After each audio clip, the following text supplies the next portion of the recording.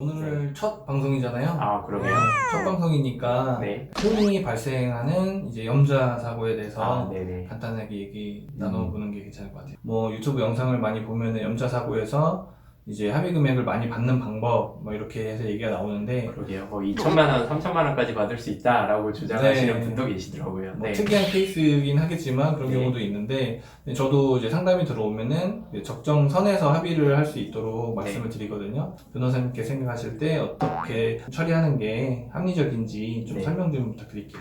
염자사고 내지는 가벼운 접촉 교통사고로 인한 상담이 들어오게 되면 네. 일단 처음부터 드리는 말씀이 이제 너무 큰 권리의식을 갖지 마라. 쉽게 얘기해서 이제 너무 욕심내지 마시고, 그러니까 사고로 인해서 피해 입은 손해액만큼만 객관적으로 배상을 받으시면 된다라고 그렇게 상담을 해드리고요. 제가 봤을 때 뭐 직업별로 소득별로 조금씩은 다르겠지만 2, 3일치 정도의 소득에다가 치료비 정도 그리고 일정 부분 위자료 정도를 더하시면 본인이 생각했을 때 본인이 배상받을 수 있는 범위를 어느 정도 산출해 내실 수 있으시지 않을까 싶고요. 그런 범위 내에서만 그냥 배상에 합의하시고 그렇게 원만하게 합의하시는 게 서로 좋지 않을까, 저는 항상 그렇게 권유해드리고 있습니다. 네, 근데 시청하시는 시청자분들께서는 염좌 사고에도 크게 느껴질 수 있잖아요. 네, 그렇죠. 어느 정도가 적당한 건지, 통원 치료만 했을 경우와 입원 치료까지 병행했을 경우에 어떤 차이가 있는지, 얼마 정도가 적당한 건지, 급여 부분은 같다고 평균 임금 276만 원이라고 치고 네. 계산했을 때 어느 정도가 적당한 건지 한번 네. 말씀해 주실 수 있을까요? 물론 뭐 증상별로, 뭐 부위별로 혹은 뭐 진단 내용별로 조금씩은 차이가 있겠습니다만, 제가 봤을 때는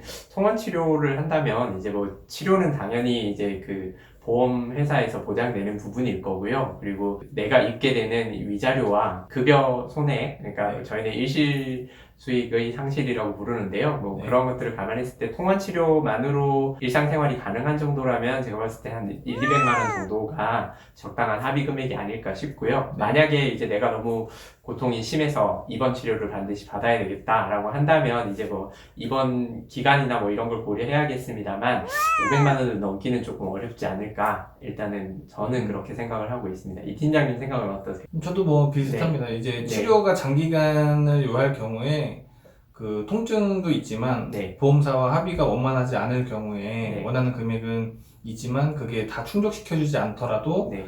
합의점이 찾아지지 않을 경우에는 장기 치료도 저는 뭐 합당하다고 생각을 하고요. 네네. 그리고 통원보다는 통원 치료 하더라도 하루라도 입원 치료를 한번 하시는 게 좀 더 유리하실 것 같고요.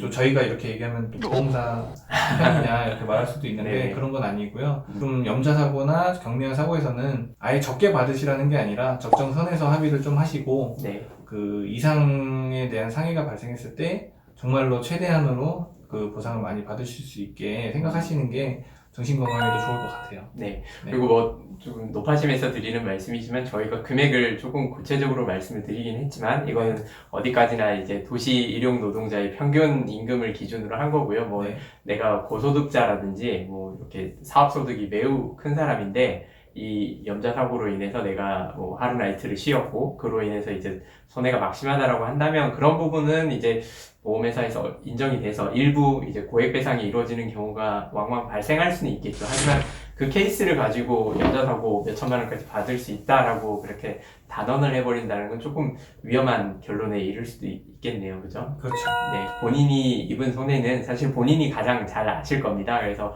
얼마를 내가 쉬어야 했고, 그리고 입원 기간이 어느 정도였고, 이런 부분을 잘 판단하셔서 손해액을 계산하시면 될 것 같습니다.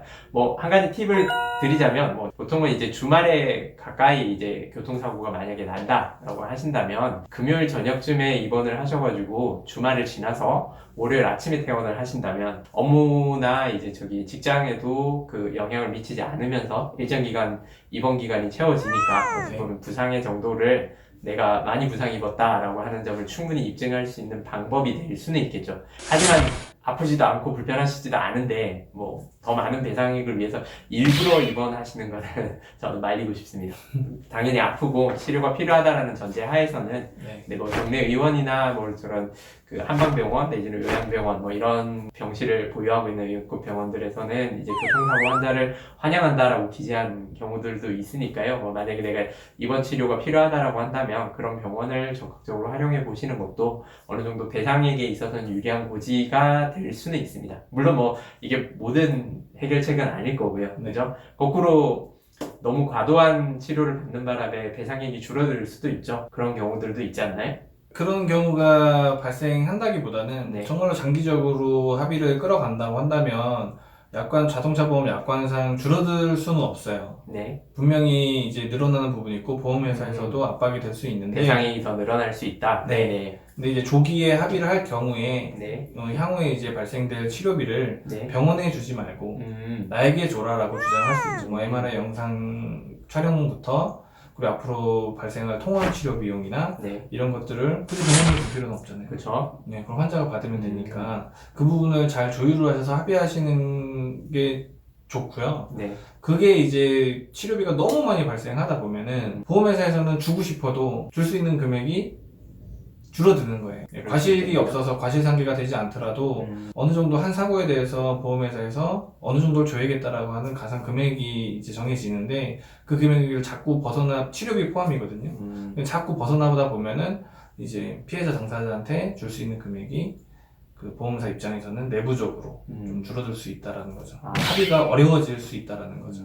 그렇게 되면은 피해자도 장기간 이거를 치료를 받으면서 끌고 가야 되고 일상생활 하는데 지장이 생길 수 있기 때문에 저희는 이제 정말로 통증이나 이런 게 아프지 않으시다면 좀 적당한 시점에서 적당한 합의 금액에 합의를 하시는 거를 좀 추천드립니다. 그러면 오늘 핵심 내용만 추리자면 너무 큰 욕심을 내지 마라. 그리고 뭐 조금 더 많은 배상을 받고 싶다면 통원 치료보다는 입원 치료가 조금 더 유리한 측면이 있을 수 있다. 이 정도겠네요. 네. 네, 알겠습니다.